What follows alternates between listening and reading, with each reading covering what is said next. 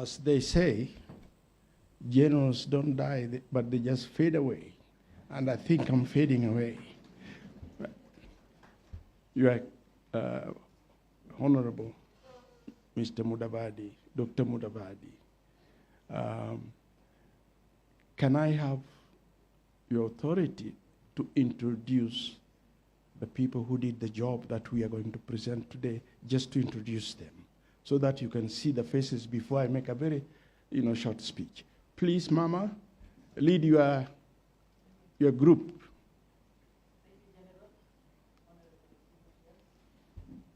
You can do it there.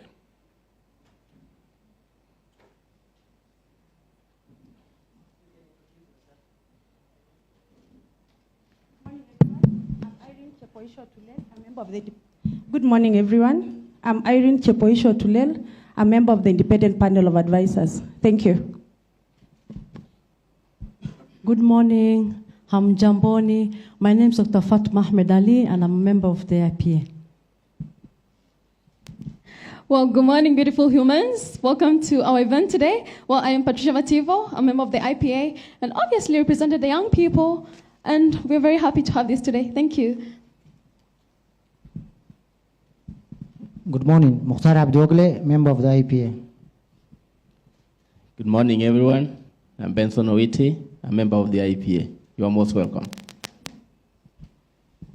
Thank you. Before I introduce myself, we have other members who are not here present with us. Father Mutie and Sheikh Abdullahi and Madam Kamau. They are not here, but their souls are with us, and they wish us all the best. I'm called Mama Shamsa from Mombasa. Nasikia naongea Kiswahili, I'm the Vice Chair of General Opande. Welcome.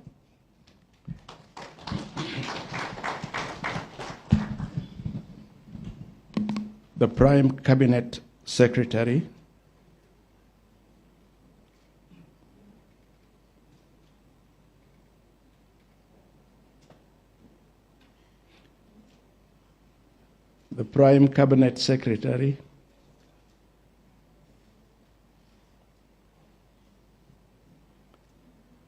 Your Excellencies, Ambassadors, distinguished guests, ladies and gentlemen.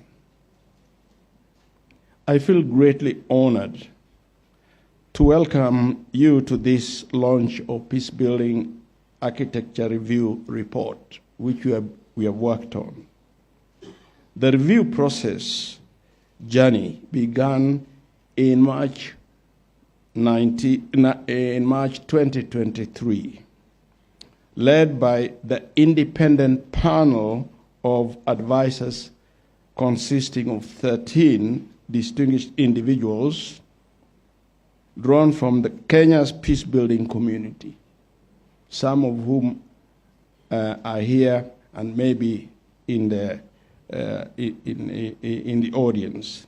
The IPA, as we were, and we are still known to be called, in other words, Independent Panel of Advisors, ably provided strategic leadership and direction to the review process.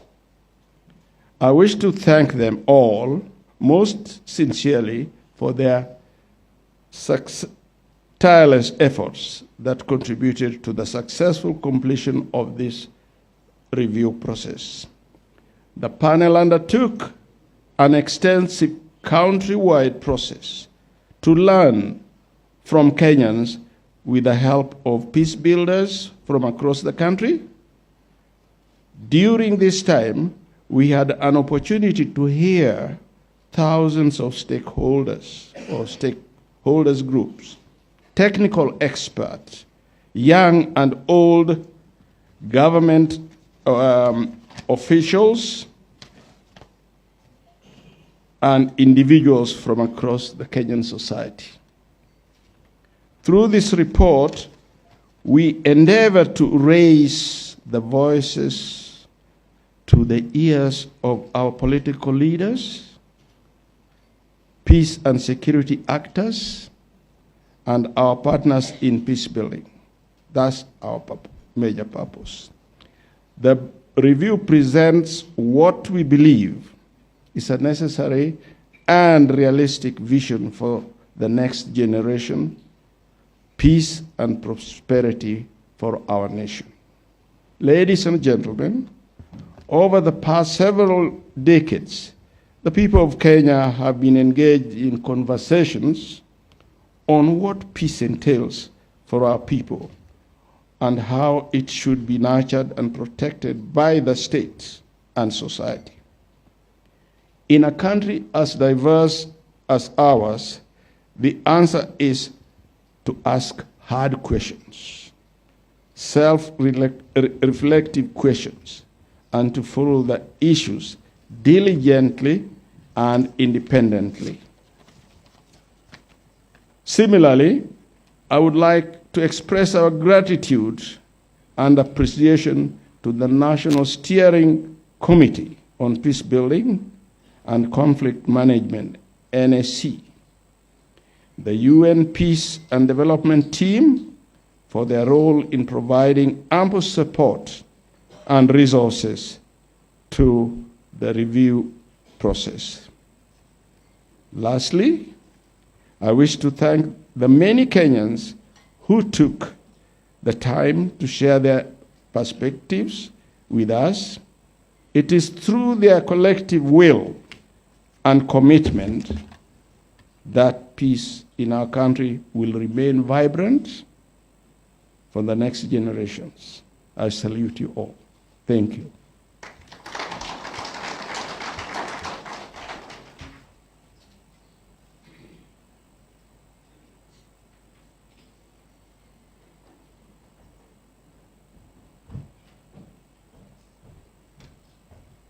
Let's put our hands together for the General again, please. Thank you very much, General. As you could see, once in a while he would stop. The level of discipline is one we cannot match. I want to take this opportunity to invite one of the IPA members to present our report to the Honorable Dr. Mudavadi.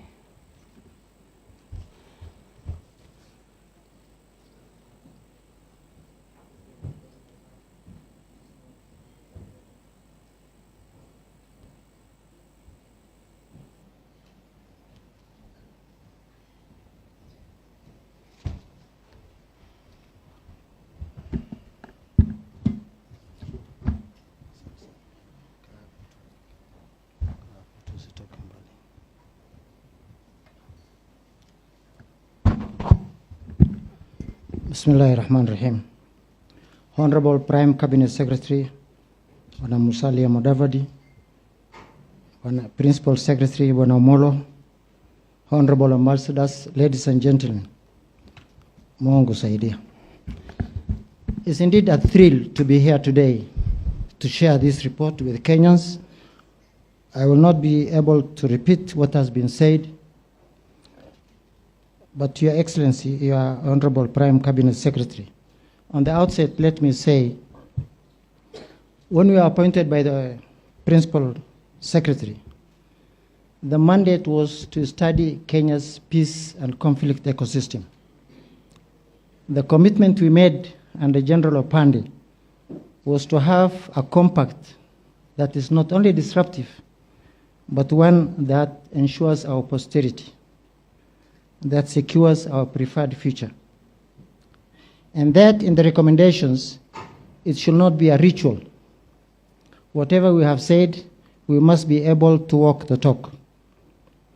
Honorable Prime Cabinet Secretary, as we go into the details of the report, 3 key elements stand out. And I say this on behalf of the IPA members. For us to walk the journey, there must be consistency and commitment to these recommendations by the government. In our mind, when we are doing all this, we agreed we need to establish a significant legacy for His Excellency William Samoei Ruto. And we are glad he has been very supportive. Secondly, Honorable Prime Secretary, is that securing peace is not an easy enterprise. It requires harmonized ideas strategies, and coordination of resources.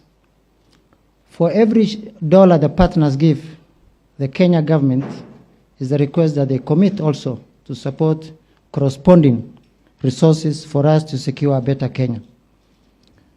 Thirdly, Honorable Prime Secretary, in doing this, our conversation has been very disruptive. We had radical candor amongst ourselves to continue and harmonize different institutions with different mandate to secure the Kenya we want. And I must thank the Honorable Principal Secretary Omolo, a very humble man. He has worked with us in the journey. And for purpose of continuity, so that we don't start this thing afresh, he has been very supportive. We have called him at odd hours, and he has truly supported us. For purpose of continuity, it is the contention of the IPA members, unless he climbs up the ladder as Cabinet Secretary, for us to retain him as Cabinet Secretary, the Principal Secretary for continuity. Hiyo ni yetu, na ni muombe kwako. The first slide.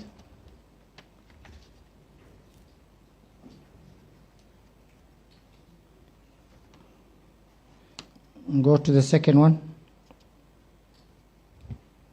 Yes, in this background, Honorable Principal Secretary, Prime Secretary, is that in doing so, we said we don't want a Kenya that is perpetually fixated in conflict, that we seek to manage the risk in the future.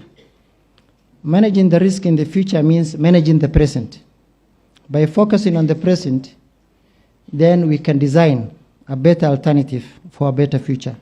In doing so, we looked at the key drivers of conflict, which includes the electoral conflicts and the deeper causes of conflict in our country, mainly land, resource, climate change, ethnicity. Ethnicity has been the biggest driver of conflict in this country. And we want to applaud His Excellency the President for reaching out to leaders in this country who feel they are out of the orbit, especially having the Honorable Prime Minister and the former President in the conversation. This Kenya we prefer is a Kenya that will be built by all. Honorable Cabinet Secretary, we also acknowledge that poverty is very dehumanizing. Unless we fix poverty, peace will be a mirage. In fixing poverty again, it means to entrench the promise of devolution. So far we have done good strides, but we can do better. Conflicts create multiple impacts, such as economic loss and flight of, and as has been seen in the Mandamano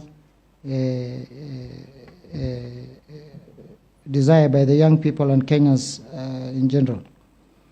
Therefore, this gives us an opportunity to redirect our political will, which His Excellency the President has given, build our technical and adaptive capabilities in securing a better Kenya, and also allocating resources for sustainable peace. Let's go to this has been said, let's go to the findings for purpose of time. Honorable Prime Secretary, in doing well with what we are recommending, we made a deeper analysis with technical experts provided by the UN and other local Kenyan experts in examining the current architecture of conflict. We also sought to balance the conflicting trends and sequencing for peace building and look at the securitized responses that we usually engage in. We also looked at the need for state financing for peace building, and that's what I said in my opening remarks, and also acknowledge the significant contribution and goodwill from the international community and partners. Also examine the nexus between violent extremism, peace building, and the preferred Kenya we want. Mediation is also a critical component, not only for peace at the national level, but also at the household level. What we have also realized, unless Kenyans are self-aware and they are committed to peace in their homes, then we can have a bigger Kenya in our counties and the national. Digital peace building, the future is digital, Honorable Prime Cabinet Secretary. The nexus between science, technology, and innovation in building peace and enabling our young people to tap into those is a critical component. local and traditional peace building by leveraging indigenous knowledge, securing the knowledge of our ancestors, and also ensuring in dispute resolution. This, for us, Honorable Cabinet Secretary, will help us secure regional peace and security. As you have heard, both Mali and Ghana reached out to us for purpose of partnership because our research pieces were not only deep, but they were clinically targeted on key areas we need to look at. Honorable Cabinet Secretary, a month ago I was in Sierra Leone by a forum organized by an American think tank called the Catalyst for Peace. I also conveyed greetings from General Opande. Sir, if you are in that room, the standing ovation his name was accorded is because he helped secure that country. Our appeal as IPA members, for not any other reason, for the singular purpose of honoring General Opande, sir, we appeal to His Excellency the President and through you to have this new peace agenda implemented accordingly. Secondly, sir, we also acknowledge the tactical and deliberate leadership of our Principal Secretary. Actually, he has taken enormous efforts to say the responsibility of Kenyans is on your shoulders. And what we said, there will be never again will there be a conflict in this country. But again, in having the new peace fund, which we envisage in the harmonized institutional programming, there must be sound integrity and personal accountability in fixing the conflict in this country. Finally, Honorable Prime Cabinet Secretary, our recommendations are premised on 4 pillars. One is the new statement of aspirations of the new National Peace Agenda for Peace, which I think, and I truly trust that our Principal Secretary has shared with you. A new vision for political representation. This includes the young people, the young women, the youth, and the emerging women leaders. And I'm glad to report, Honorable Prime Cabinet Secretary, where is my brother, Mesengeli? He is now Gen Z friendly because of this report. Thank you very much. And he has actually shown commitment in our follow-up engagements and dialogue because we need to build our institutions to help the peace and the security of every Kenyan. Thirdly, Honorable Prime Cabinet Secretary, we must also seek deliberately and be intentional in our commitment to addressing long-standing and emerging conflict drivers, with particular focus, Honorable Cabinet Secretary, is on the issue of land, the nexus between land, the operative cartels and systems, the dispossession of victims. And when agencies highlight these issues, it's only government that can be guarantor for peace. And His Excellency, we have seen some efforts His Excellency the President has committed to this, but we want to walk this talk more. The fourth, sir, is our plan for reforming the national peace institutions. Sir, my brother, the Principal Secretary, knows this. We had a very serious pushback amongst the multiple institutions in trying to harmonize this, because change is always difficult. But you said, if we truly want to secure a better Kenya, a different Kenya, we must think differently and act accordingly. And I think the Ministry of Interior has truly given us that support.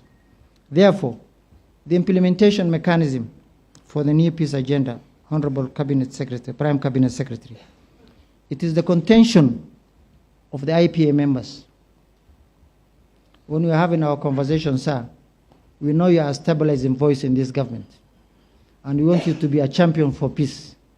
Even as we secure and continue with this trend, we are truly confident that His Excellency the President will rock this agenda and secure a better Kenya, both in word and in deed.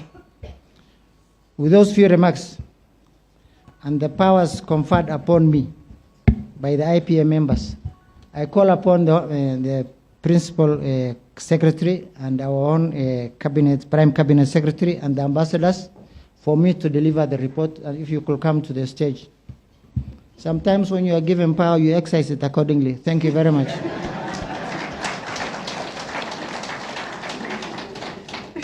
Kuja nisaidie sasa. I give to the principal secretary and he gives it to you and the ambassadors because they are partners.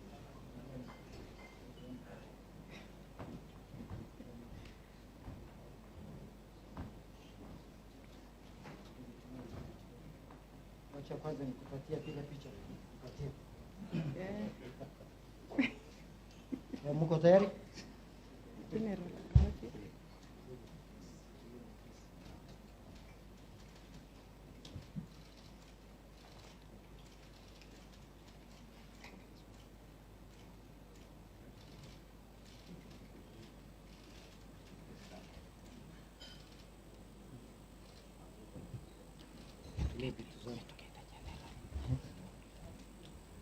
General Mercy ameni tunamwakilisha.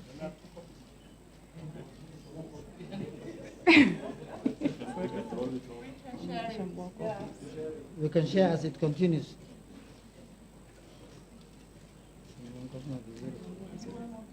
Okay.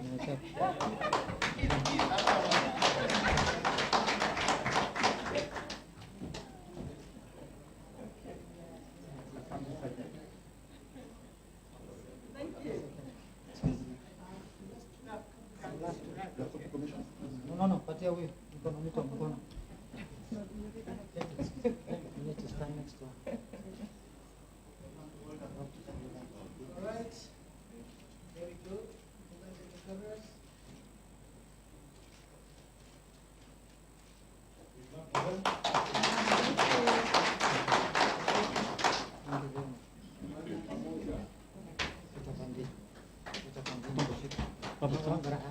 Thank you very much,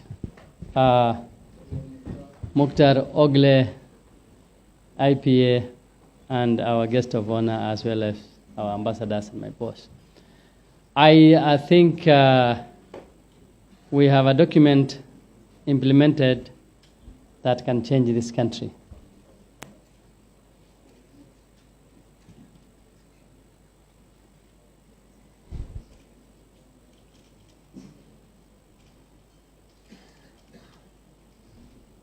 Allow me now to invite the Principal Secretary, Ministry of Interior and National Administration, who is also my boss, Dr. Raymond Omolo, to continue with the rest of the program. Please, let's put our hands together. Welcome, sir.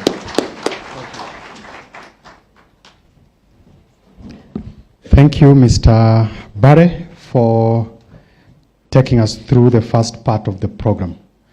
Now we are at the penultimate stage where we will have just 3 to 4 speakers before we invite the Prime Cabinet Secretary and the Cabinet Secretary for Interior and National Administration to speak to us.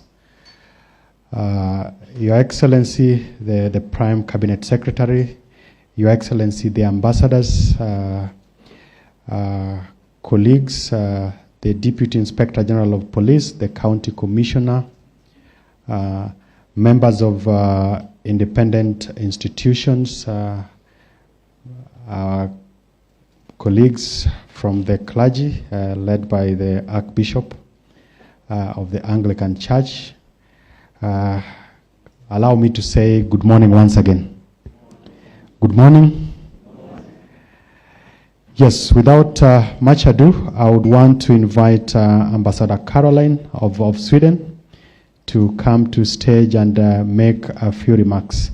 And as she comes, may we give her a big round of applause to welcome her. Yeah.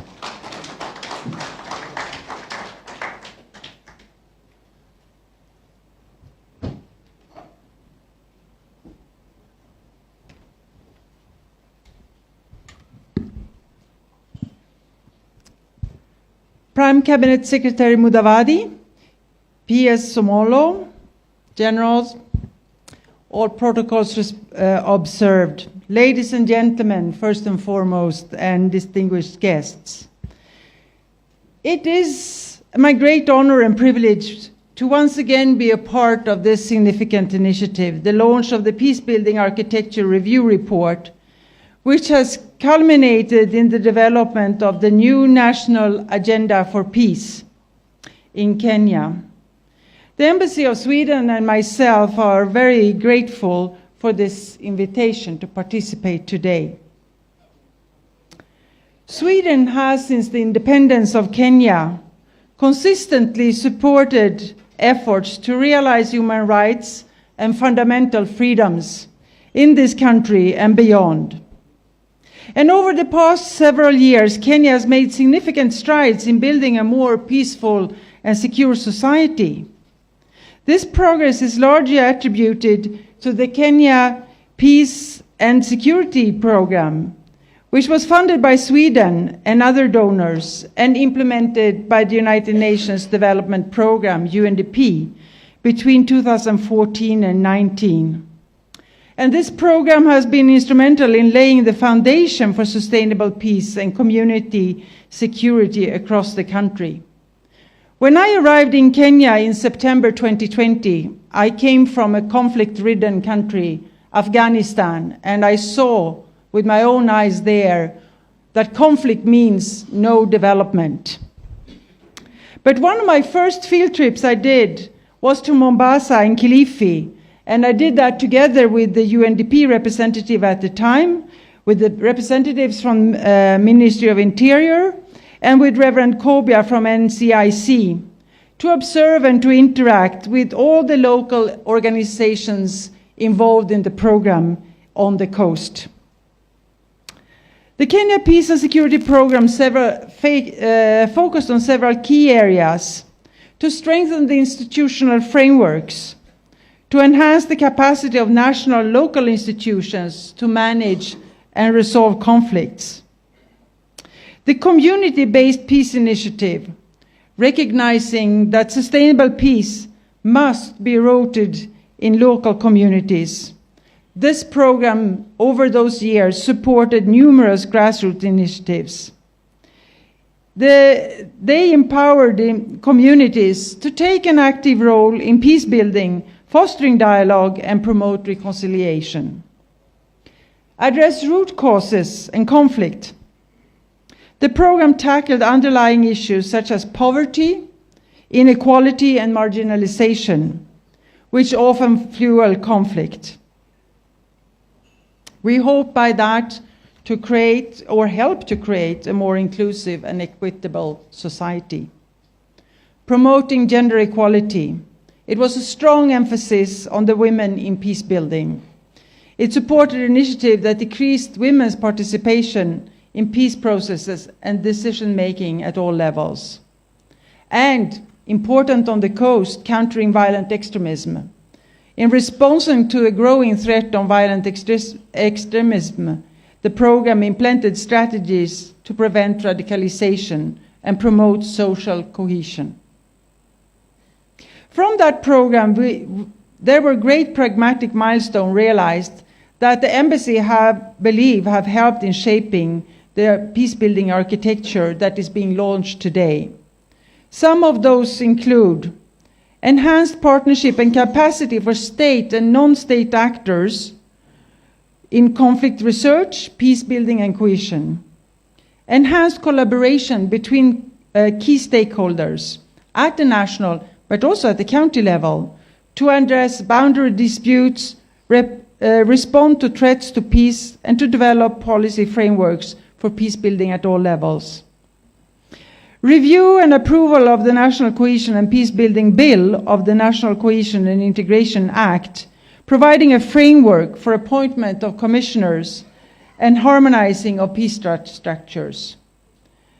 And updating, automating, and engendering of the National Conflict Early Warning Response System and devolving it to county levels.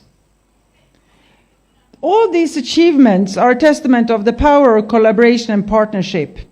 The program brought together government agencies, civil society organizations, community leaders, and international partners, all working together towards a common goal of peace and security in Kenya.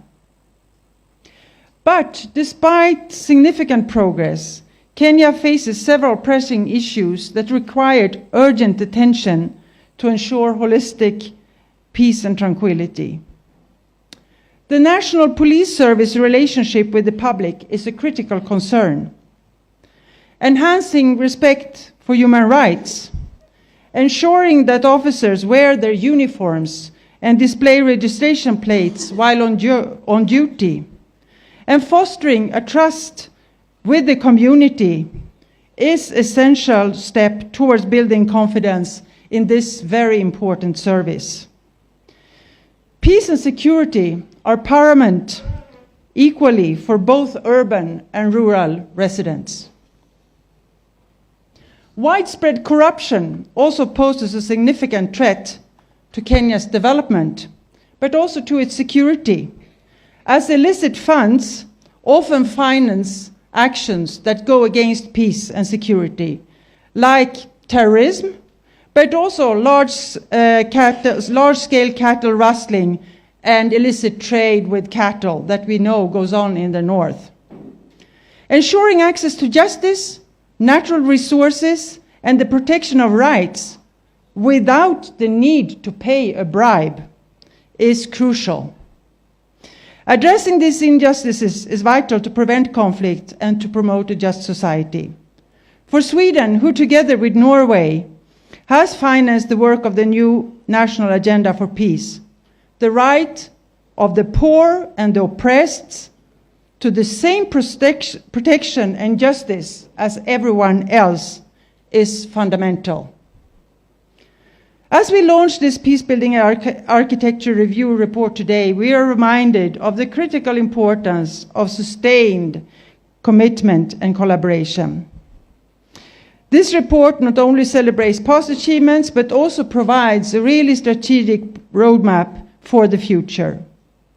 And it outlines important recommendations for enhancing peacebuilding efforts and ensure that progress made is both sustained but also expanded to new areas. My deepest gratitude goes to all those who have, during many, many days and hours and weeks, contributed to this significant endeavor. Let us continue to work together with renewed vigor and determination to build a more peaceful, secure, and prosperous Kenya for all its people. Thank you.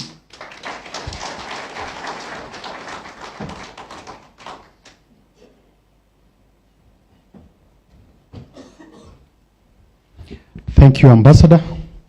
Now let me invite the Norwegian ambassador, representative, to come and also make his remarks, because your support and contribution has played a big part in getting us to this place. Welcome, Excellency.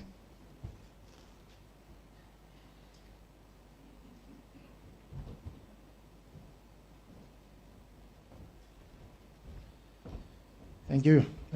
Honorable Prime Cabinet Secretary Mudavadi, Principal Secretary Dr. Omolu, colleagues from the diplomatic corps and the UN, and first of all, congratulations to the members of the National Steering Committee on Peacebuilding and Conflict Management. Ladies and gentlemen, good morning. It is also an honor for us, Norway, to be here on the launch of the review of the Peacebuilding Architecture Report.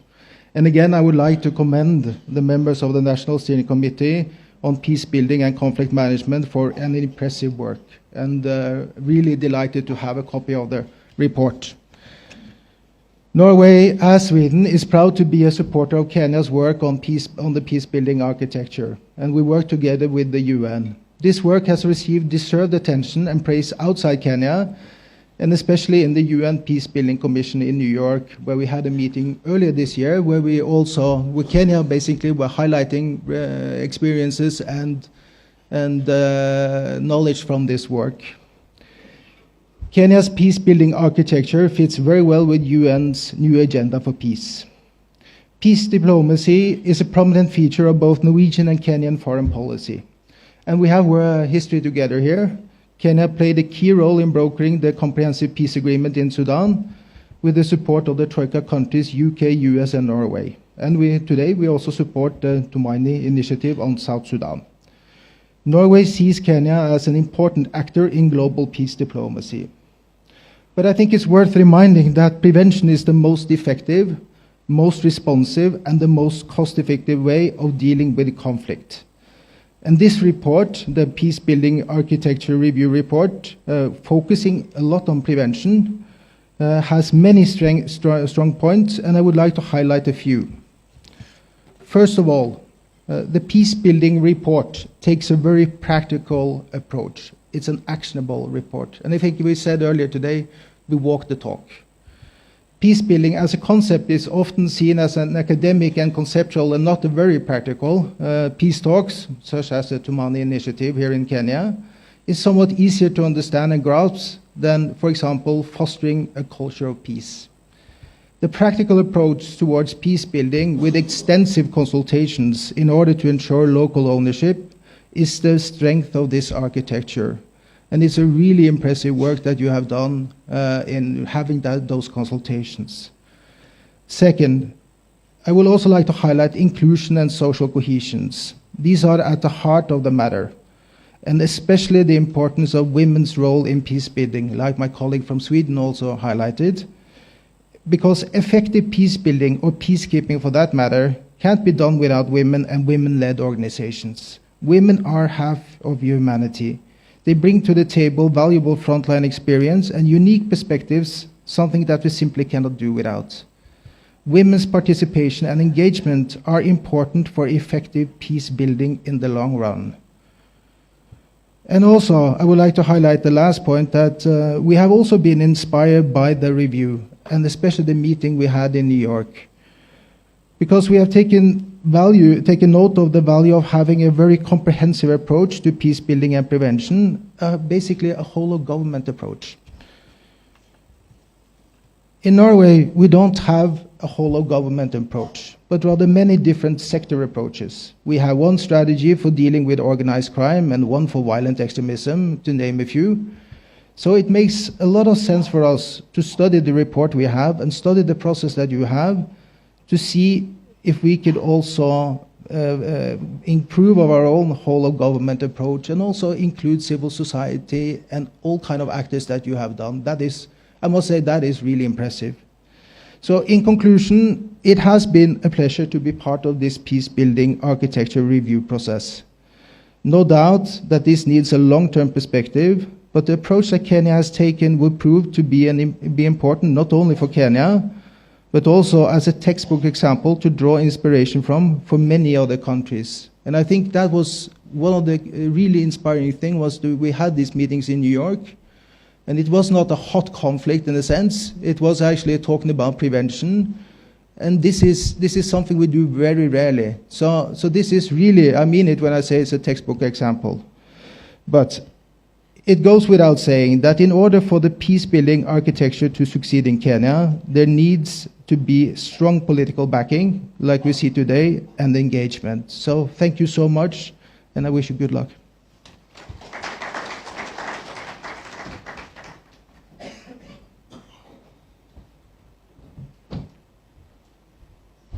Another round of applause to His Excellency. Now let me invite the Archbishop of the Anglican Church, Olesapit, to make a few remarks, and then I'll invite the next speaker. Welcome.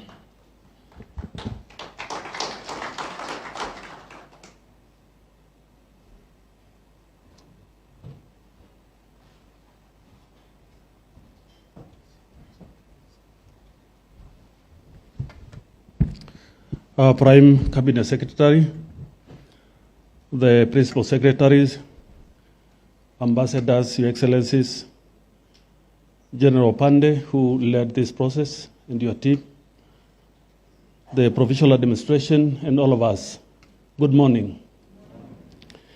We are so delighted today to come here and receive this great architecture for peace building in Kenya, which has been a great effort by a team of eminent persons put together to review and reflect on the Kenyan journey towards peace. The Bible reminds us, and it has not come at about a time like now when you're about to celebrate Christmas, the birth of Jesus Christ, which the Bible in Isaiah chapter 9, verse 6, predict that a son will be born. His name will be called the Prince of Peace, Wonderful Counselor, the Guide to Life. And as we gather to celebrate in this festive season of the Christian family the birth of the Prince of Peace, it is him who has said to us, "My peace I leave to you." The writer of the letter of Hebrews, chapter 12, verse 14, also reminds us as humanity that we have a calling to pursue peace with all men, and that peace which without it none of us can see the Lord. That also demonstrates the way to our Maker is the way of peace. And unless we have that peace, we cannot have a relationship. Peace building, and I have seen in the 4 pillars, is all about relationship building. It has to be anchored to what connects us as society. It has to be anchored to the heart and to the mind. That we must understand that my peace is your peace. And my peace and your peace become our community peace. My community peace and the other community peace become our peace. And we all put our peace together.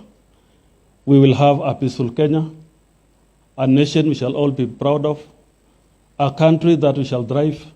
For without peace, there will be no development. Without peace, there will be no future for our children. Without peace, there will be no hope, even for us who believe in eternity, of entering into eternal life. For conflict breed sin, and sin annihilates us from the presence of God. So mine today is to say a big thank you for the team. As a church, we have been involved in Baringo, in peace building. We have been involved in Narok, especially the western part of it. And we have teamed up with many other actors in this pursuit of peace. May God bless us as we continue to journey in this endeavor to make our community life engaging and relational. For without genuine relationships, we cannot be a people.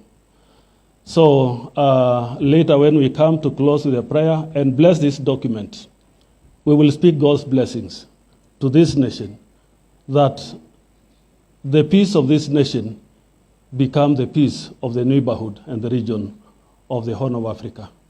And Kenya, let us not lose what God has given us, for we don't know the preciousness of what we have until we lose it. Let us not allow ourselves to lose this. May God bless you.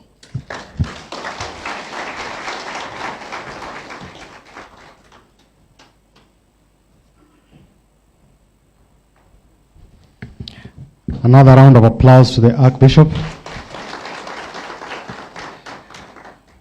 Your Excellency, with your permission, allow me to invite Madalena, who is representing the county rep for UNDP, and by extension also the resident coordinator for the UN in Nairobi. Thank you.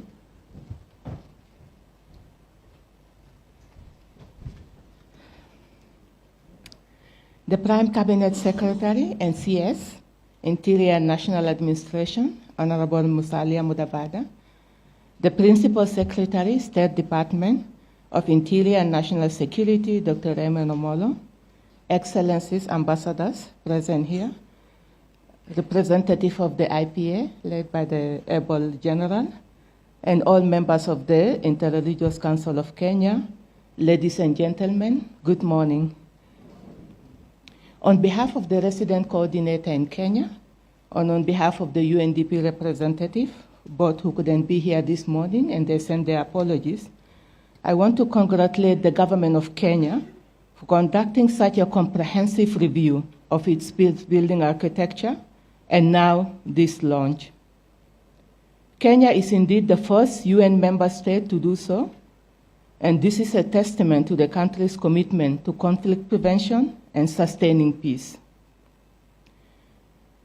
I thank the government of Norway and Sweden for providing financial support for this review.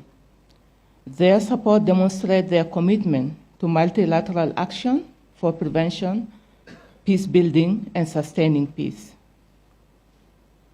I would also like to recognize the role played by the over 10,800 Kenyans from various sectors of society who participated in this review led by the independent panel of advisors.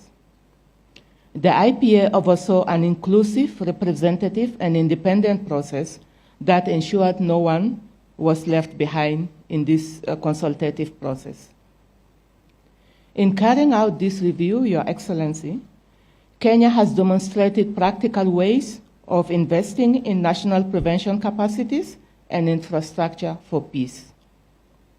Indeed, the UN Secretary General in his Agenda for Peace calls for a renewed commitment for prevention that takes a whole of government and a whole of society approaches grounded in sustainable development that leaves no one behind.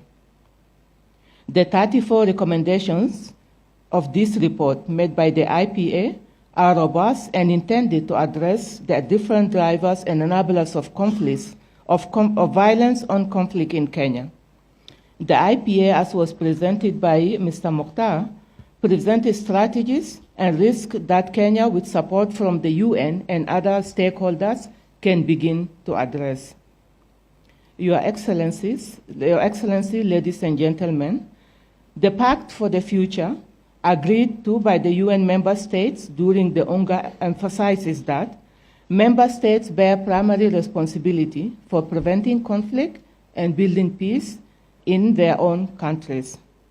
It also calls on member states to increasingly involve youth and women in decision-making at all levels. This is indeed key to building trust and repairing broken social contract.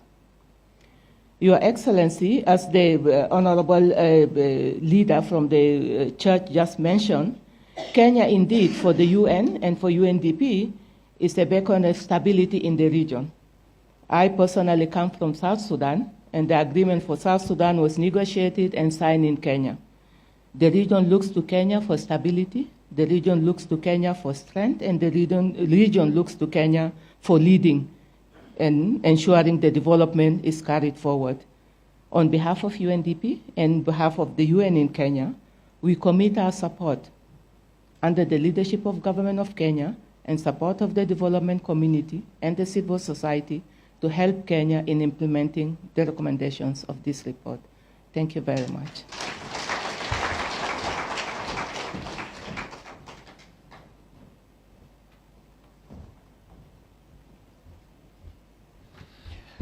Excellency, allow me to make very brief remarks.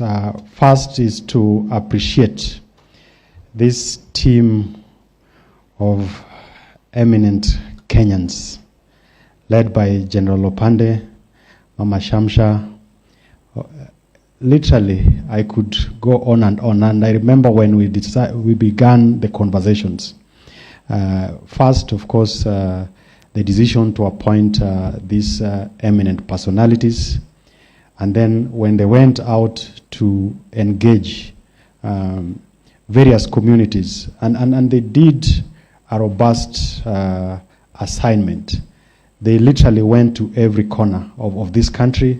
If you look at the raw data, and it went through a lot of iterations. I remember on occasions we'd have early morning meetings just to look at what they were picking up. And in those engagements, there are very strong views on a number of things. I remember at one point I was trying to push back on certain things. But at the end of the day, I really appreciated their level of engagement and independence and genuineness to try and help this country move forward. When we were doing this review, it was undertaken in a period where we were enjoying peace as a country. And I remember when the presentation was made to His Excellency the President, he was very impressed with the work that the team had done. But I remember him challenging them further to look into certain aspects of it, particularly the political question on how we can be able to still have and entertain varying political views and keep the country peaceful. Then we were out there showcasing what the country had done. We went to the UN and together with Norway and Sweden, again, these are very exceptional countries, not just because they are from the West, but there's so much that they've done, and there's so much that as the entirety of humanity, we look up to these two countries. But then they were also able to put in resources to enable this work to be undertaken. Initially, we had intended to launch this before March. Then we moved it to June. And when we were about to launch it, then whatever happened, happened, and we were all in this country.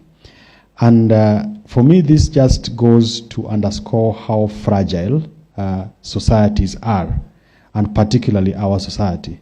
That on the backdrop of celebrating that we were undertaking this exercise when we were peaceful, a few weeks later, things really degenerated.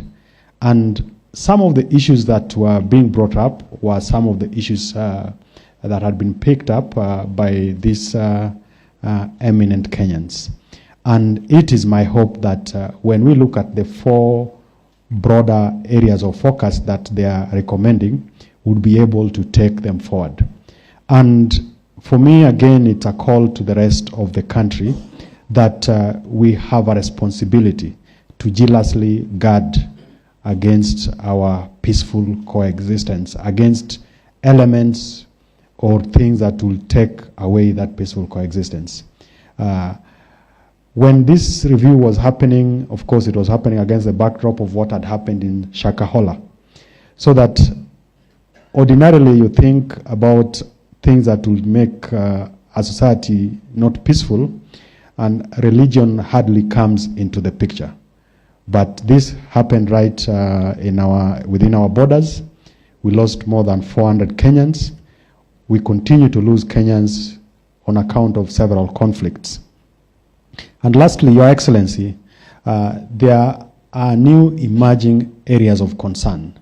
How well do we utilize technology so that then, instead of getting or maximizing the benefits that technology affords us, we discourage ourselves and Kenyans, and particularly our youth, from utilizing technology in a negative way that then becomes a threat to our peace. Lastly is to appreciate the UN family, particularly the United Nations Development Program and the UN Resident Coordinator's Office for the support and for their ability to work together with us on this journey. And we are looking forward to continuing on that path as we go on in the implementation of this architecture. Ladies and gentlemen, I would want to humbly request that we be upstanding as I invite the Prime Cabinet Secretary and the Cabinet Secretary for Interior and National Administration to speak to us. Karibu. Let's give him a warm round of applause. Thank you. Please be seated.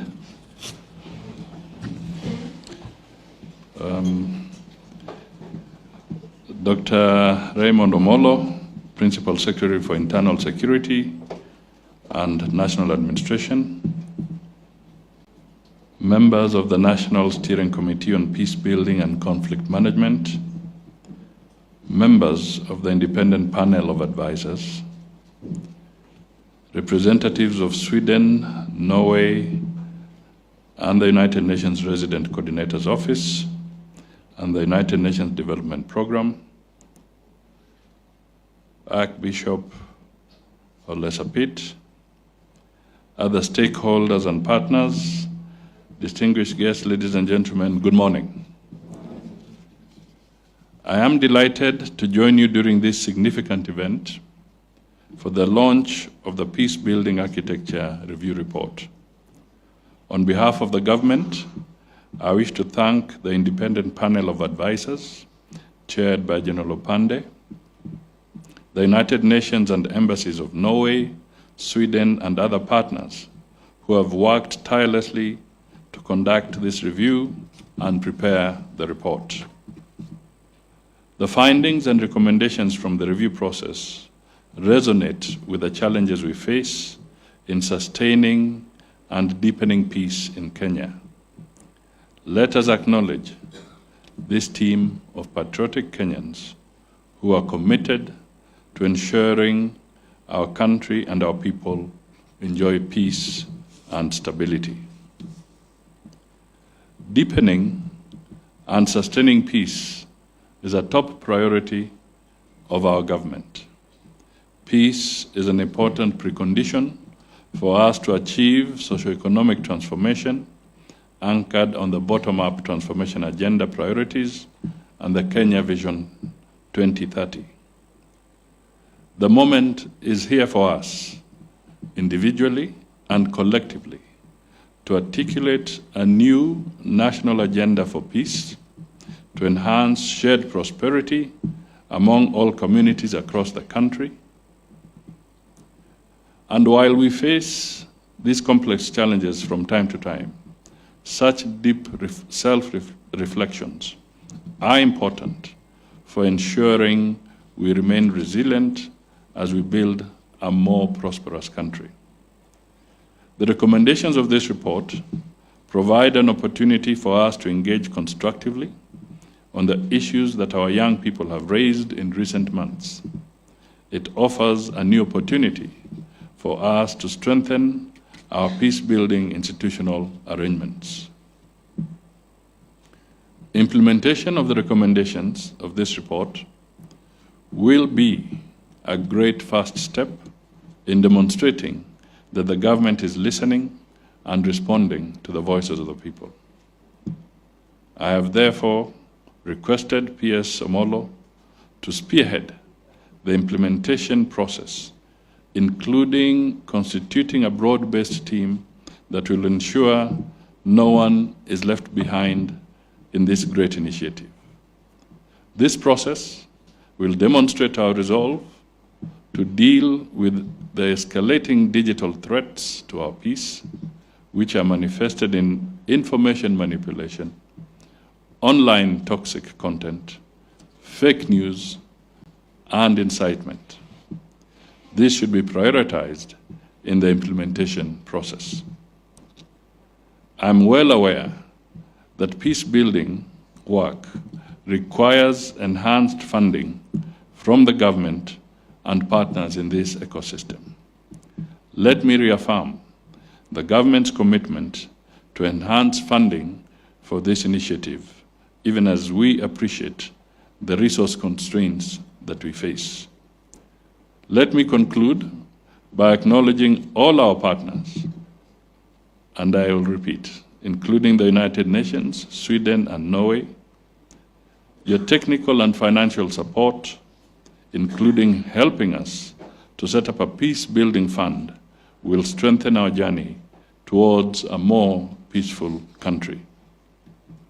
I also wish to appreciate all the stakeholders that you represent during this forum. Your perspectives will enable us to achieve strong consensus on how the recommendations of this review should be implemented.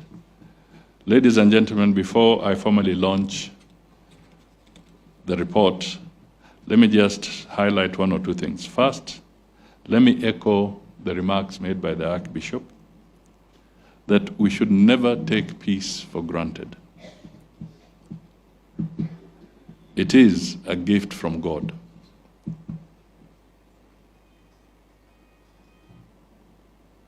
I think that peace is eternal. It should never die. And even in a moment of conflict, we may say peace has retreated, but it has not died. Secondly, I would just want to flag what we are all experiencing in different parts of the world following the very prominent global conflicts. We know the Middle East is a melting pot. First, you see the Israel-Gaza issue. Now Syria has rolled in. Lebanon has rolled in. All these challenges have a very serious impact across the globe. There's the Ukraine-Russian conflict, which keeps on threatening to escalate into a very serious confrontation. There are those areas like Afghanistan, as mentioned by the ambassador here. Then we have the African conflicts, which, because communication is not effective, it's not as robust in those other parts, tend to be forgotten. In Sudan, it's indicated that maybe up to 61,000 people have died. Massive displacement. It remains the largest humanitarian crisis globally at this point in time, but it receives very minuscule attention in the media. In Africa, it is estimated that conflicts have forced 100 million children out of school. 100 million. That is 2 Kenyas, if we take an average of 50 million as our population today. So 2 Kenyas are out of school in Africa. What will be the outcome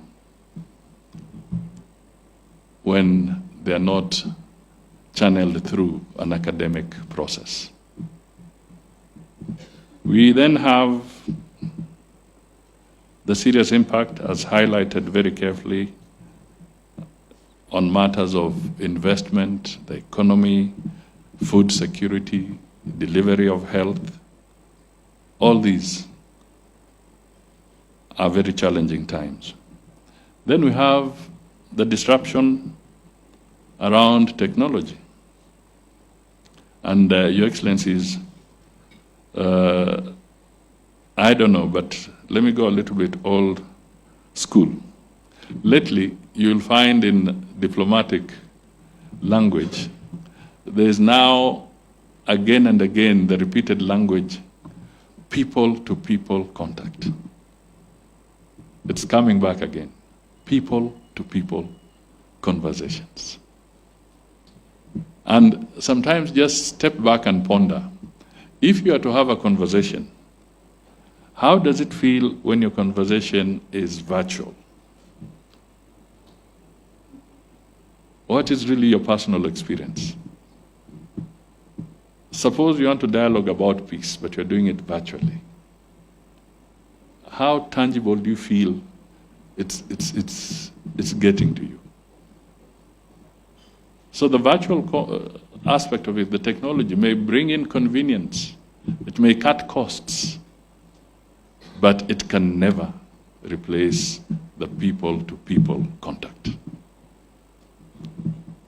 That is why it is important that we must engage and support each other so that we can truly harness the peace that is there.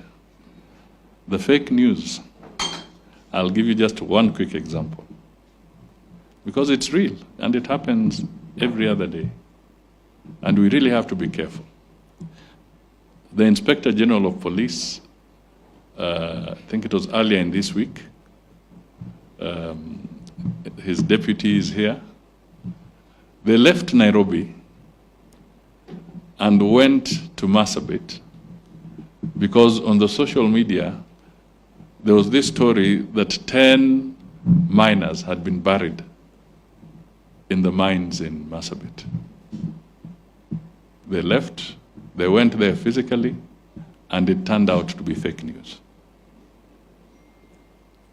Nobody had died or been buried in the mines. But because somebody is being socially irresponsible, you take away the Inspector General and his team to a place on a wild goose chase, then you vacate them from an area that is needy. That is not responsible. And these are some of the challenges that we all have to acknowledge exist, and we have to deal with them. Different countries are dealing with them differently. The other day I had a conversation with a section of the media, and they were asking, is the government of Kenya surveilling its citizens? Are they trampling on their privacy? Are they interfering into the freedoms? And so I responded and I told them, please look at Article 31 of our Constitution. The whole aspect of privacy, including privacy about your communication, is enshrined in the Constitution.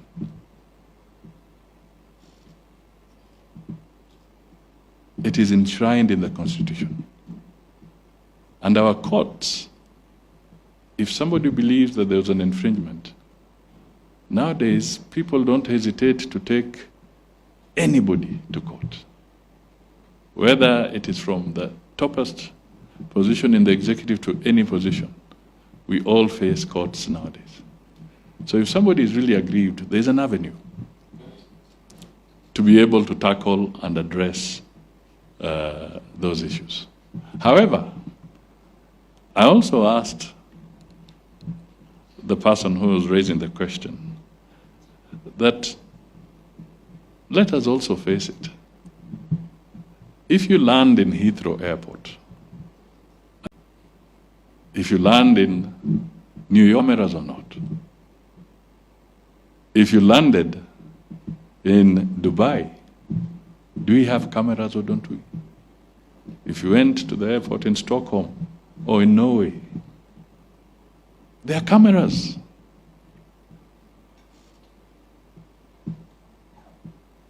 There are cameras. It all depends on what you do with the information you have. They are there to help in fostering security. Prevention is better than cure.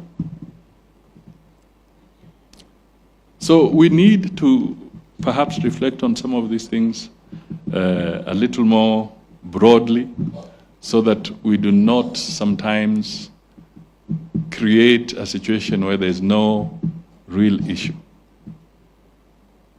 But our Constitution, which is very robust, safeguards the other aspects.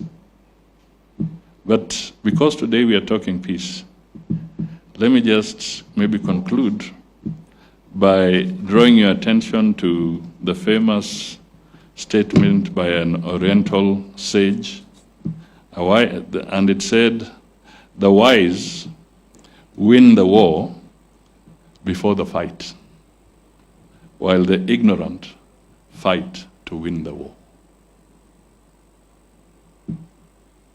Let us be the wise. Let us dialogue. Let us talk, so that we don't have to fight.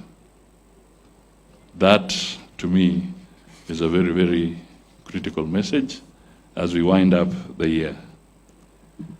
And I want to wish you all a very prosperous Christmas and a Happy New Year, the year 2025. So it is now my pleasure and honor to declare the Peacebuilding Architecture Review report officially launched. Let us move with speed to the implementation phase. God bless you all. Asante sana.